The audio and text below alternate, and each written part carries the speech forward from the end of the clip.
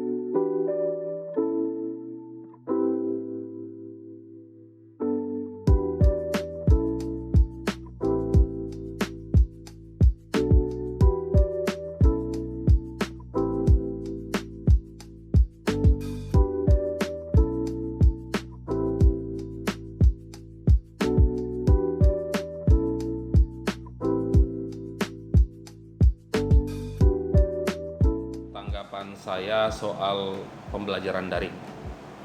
Pembelajaran daring ini adalah sebagai salah satu jawaban terhadap proses pembelajaran yang tidak boleh terhenti. Karena saat ini memang suasana kita masih pandemi COVID-19 dan kita tidak boleh bertemu dan berkumpul secara offline atau ketemu langsung atau tatap muka langsung. Maka salah satu solusi yang kita pakai sama dengan tempat-tempat lain barangkali, kita proses perkuliahan itu kita langsungkan secara daring atau online. Pendapat saya ya terkait ini ya kuliah daring ya. Kalau menurut saya sih ya ini hal yang bisa kita lakukan di masa pandemi ini kan, karena kita diharuskan untuk menjaga jarak. Terus juga tidak bisa berkerumun kan gitu kan. Kalau kita kuliah secara tatap muka kan itu berkerumun kan, satu kelas isinya 24 orang, sekitar 24 orang. Nah, jadi itu nggak sesuai dengan protokol. Jadi ya pendapat saya sih ya ini kuliah online ini merupakan solusi yang baik ya terhadap bagaimana kita melaksanakan kegiatan belajar mengajar pada masa pandemi seperti saat ini. Sebenarnya pembelajaran daring atau sistem online ini ya, ini ada plus minusnya ya, atau kekurangan dan kelebihannya gitu ya. Karena pandemi ini kan dimulai dari tahun 2019 ya, mungkin mau masuk tahun ketiga ya tentang pandemi COVID atau corona ini. Nah, sebenarnya kalau kita berbicara tentang proses pembelajaran ya, media online ini sebagai sarana gitu ya, sarana, ada kelebihan, ada kekurangan. Ya karena di sini pada saat pandemi ya, karena kita harus mengikuti prokes ya, protokol kesehatan. Tahu kan di Politeknik inilah kampus yang ada proses belajar dan mengajar kan. Nah selama pandemi ini kan positif ya.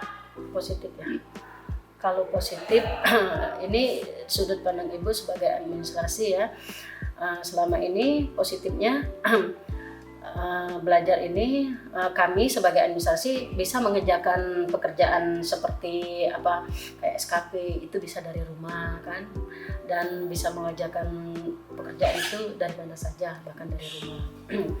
Itu dampak positifnya ya.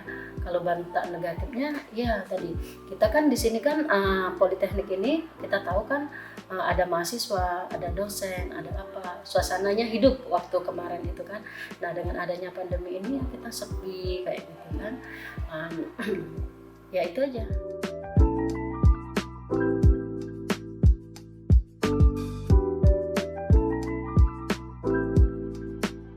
Kalau prosesnya secara offline ketemu langsung kan sama saja sebenarnya. Cuma materi yang diberikan dosen praktikum, mahasiswa itu kan harus mencobakan, mempraktekkan itu. Terus tuh setiap dosen yang mengajar itu pasti ada guideline-nya. Tidak mungkin tidak ada bahan prakteknya, tidak mungkin tidak ada acuannya, tidak mungkin tidak ada tuntunan praktikumnya, job sheet dalam hal ini, per pertemuan barangkali, per percobaan. Dan itu setiap percobaan, setiap dosen memberikan arahan, memberikan bimbingan, memberikan penjelasan, pembelajaran soal praktek apa begitu. Nah, tinggal lagi mahasiswanya dalam hal ini harus proaktif. Harus proaktif. Bahannya ada, job sheet-nya ada, bahan praktikumnya ada, percobaannya ada, latar belakang teorinya ada, bahkan terus tuh tinggal melakukan proses semua pengambilan data, kemudian macam-macam. Ya tinggal kita menjalankan itu. Toh walaupun kita ketemu secara offline, ketemu langsung, itu saja yang dijalankan. Cuma memang dalam hal ini komunikasinya yang tidak langsung. Kan bisa ditanya dengan dosennya. Ada paham, tidak ngerti kan bisa ada grup WA-nya, ada grup apanya, messenger dan lain sebagainya, kan mahasiswa kan bisa bertanya dengan dosennya. Dibimbing, diajarin sampai mahasiswa melakukan itu ngerti dan paham maksud dari tujuan praktikumnya apa. Ya itu.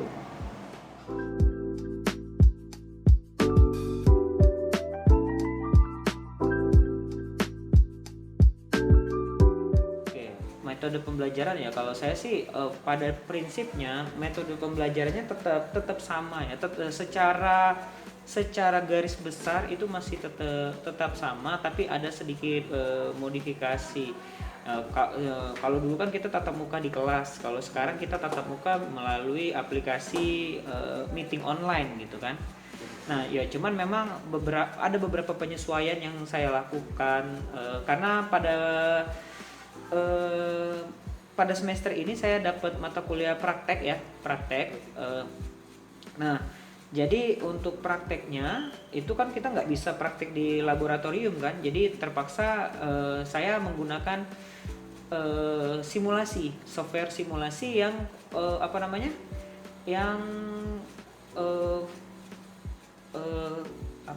experience-nya atau pengalaman yang didapatkan siswa itu 98 mirip kalau misalnya pakai alat yang real. Kebetulan saya mengajar mata kuliah praktek elektronika analog kan. Jadi kan bisa pakai, kalau praktek di laboratorium kan pakai project board kan, pakai alat, pakai komponen-komponen elektronika yang secara real kan. Nah, kalau ini saya pakai simulasi tapi experience-nya sama, cuman bedanya mereka nggak pegang tapi mereka pakai software itu. Itu sih ininya kalau untuk mata kuliah saya.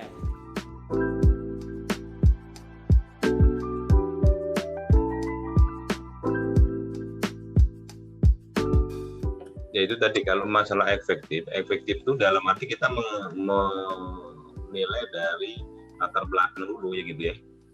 Kenapa kok harus daring kan gitu. Ya, dulu waktu sebelum ada pandemi perkuliahan daring itu dilarang gitu loh. Ya, jadi perkuliahan jarak jauh itu dilarang oleh Dikti gitu. Kan ada buka program seperti untuk kelas magister, untuk doktor itu ada beberapa kampus-kampus besar itu menggunakan kerjasama kuliah jarak jauh gitu. Nah itu pernah jadi masalah gitu ya. Tetapi kebalikannya di masa pandemi ini 360 derajat gitu ya. Diwajibkan menggunakan media daring gitu ya. Itu karena latar belakangnya dampak dari penyebaran COVID ini kan gitu. Iya, Pak. Nah, ya kira-kira kalau efektif ya, kalau untuk masalah seperti ini ya efektif kalau menurut saya. Karena kita ya jelas saja karena terpapar ini kan dampaknya akan fatal gitu, yang mempunyai bawaan penyakit katakanlah gitu ya, ada penyakit yang bawaan itu. Tapi kalau dia tidak mempunyai penyakit yang bawaan, ya itu sebenarnya COVID itu dianggap sebagai flu itu ya, flu biasa gitu ya. Nah itu.